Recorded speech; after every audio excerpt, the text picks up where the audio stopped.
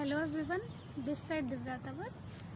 अभी रिसेंटली मैंने अपना एक यूट्यूब चैनल बनाया है यूपीएससी विद दिव्या तंवर, ताकि मैं यूपीएससी की प्रिपरेशन में एस्पायरेंट्स की कुछ हेल्प कर सकूं। तो यूपीएससी की तैयारी के दौरान सभी एस्पायरेंट्स के दिल में मतलब कि मन में कुछ ऐसे डाउट्स होते हैं जो वो चाहते हैं कि किसी से पूछें या कैसे क्लियर करें। जैसे पहला डाउट होता है कि दिल्ली आना कितना ज़रूरी है। तो मुझे ऐसा लगता है कि दिल्ली आने और यूपीएससी में सिलेक्शन होने में कोई सीधा संबंध नहीं है। अगर आपको ऐसा लगता है कि आप घर पर रह के अपनी मेहनत से, अपनी ईमानदारी से प्रिपरेशन कर सकते हैं, तो मुझे ऐसा नहीं लगता कि दिल्ली आना उतना ज़रूरी है। आप घर पे रह के भी प्रिपरेशन कर सकते हैं, क्योंकि मैंने जब अपना पहला अटेम्प्ट दिया था तो मैं प्रीलिम्स जब मेरा क्लियर हो गया तो मैं प्रीलिम्स क्लियर करने के बाद दिल्ली आई थी मेंस की आंसर राइटिंग के लिए। तो आप प्रीलिम्स क्लियर करने के बाद भी यहाँ मेंस की आंसर राइटिंग के लिए आ सकते हैं, अगर आप कंफर्टेबल हैं, आपको ठीक लगे तो। और उसके बाद मेंस क्लियर हो जाए तो आप इंटरव्यू के लिए, मॉक इंटरव्यू के लिए आ सकते हैं। लेकिन ऐसे परमानेंटली यहाँ रहने के लिए आना उतना ज़रूरी नहीं है। अगर आप गांव में रह के, अपने घर पे रह के पढ़ाई करना चाहते हैं तो वो दैट इज़ गुड, मतलब वो ठीक है। अगर आप मेहनत से पढ़ेंगे तो यूपीएससी उससे भी क्लियर हो जाएगा। और जो दूसरा जो क्वेश्चन होता है बच्चों के दिल में, वो होता है कि कोचिंग लें या सेल्फ स्टडी करें। तो इसके बारे में मेरी सीधी सी राय ये है कि चूँकि मैंने कोचिंग नहीं ली थी तो मुझे कोचिंग के बारे में उतना सीधा नहीं पता है कि कोचिंग कितना % आपकी हेल्प कर पाएगी। लेकिन मुझे ऐसा लगता है कि अगर आप ईमानदारी से घर पे रह के भी विदाउट कोचिंग सेल्फ स्टडी करना चाहते हैं तो मुझे लगता है यूपीएससी की प्रिपरेशन आप कर सकते हैं।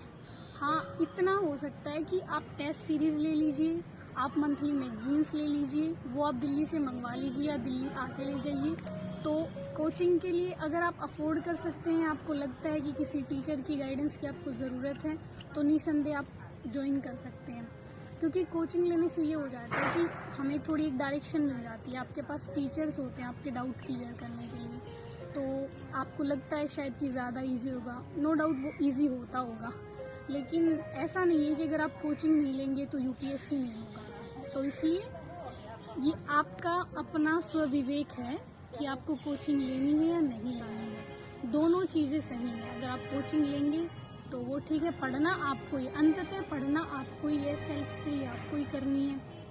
टीचर पढ़ाएगा उसके बाद भी आपको ही रिवाइज करना है। तो आप अपने हिसाब से सोचें कि कोचिंग लेनी है या घर पे रह के पढ़ना है। तीसरा पॉइंट ये है कि हम YouTube का कैसे प्रयोग करें, क्योंकि मैंने बोला है इंट्रो में, इंट्रोडक्टरी वीडियो में, कि मेरी तैयारी में YouTube ने बहुत हेल्प की है। तो YouTube का आप ऐसे हेल्प कर सकते हैं कि जैसे आप एनसीईआरटी पढ़ रहे हैं या आप कोई बुक पढ़ रहे हैं, तो उसमें जो टॉपिक आपको नहीं आ रहा है वो टॉपिक आप YouTube पे देखिए। किसी ने तो ज़रूर वो एक्सप्लेन कर रखा होगा, किसी भी टीचर ने। तो जिसका आपको सही लगे आप कोशिश करिए कि वहाँ से आप वो टॉपिक देख लें। मैंने तो 1-2 पूरे सब्जेक्ट YouTube से पढ़े थे, जैसे इन्वायरमेंट है और इकोलॉजी, थोड़ा इन्वायरमेंट एंड इकोलॉजी पढ़ा था। इसके अलावा इकोनॉमिक्स थोड़ा सा पढ़ा था मैंने।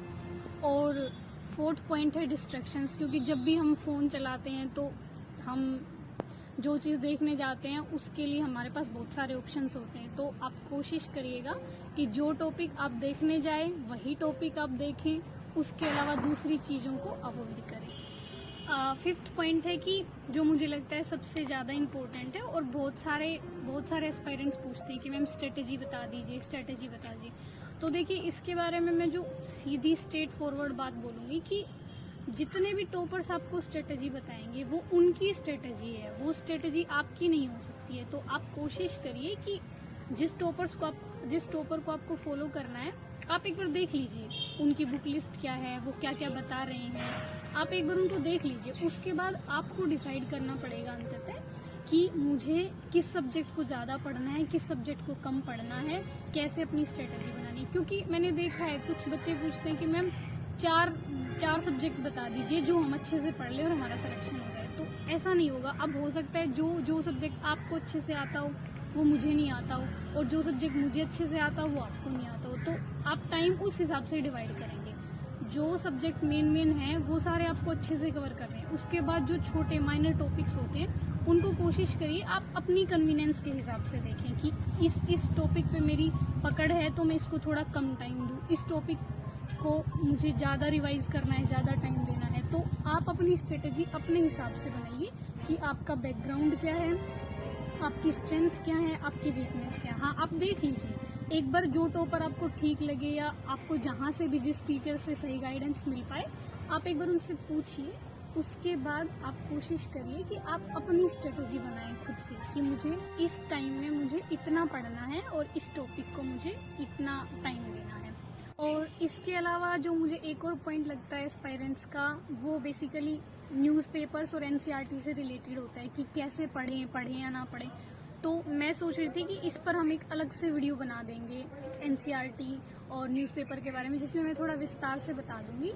तो लेकिन फिर भी इसमें मैं इतना बता सकती हूँ कि न्यूज़पेपर पढ़ना है, न्यूज़पेपर तो आपको मस्ट है, वो आपको पढ़ना ही है।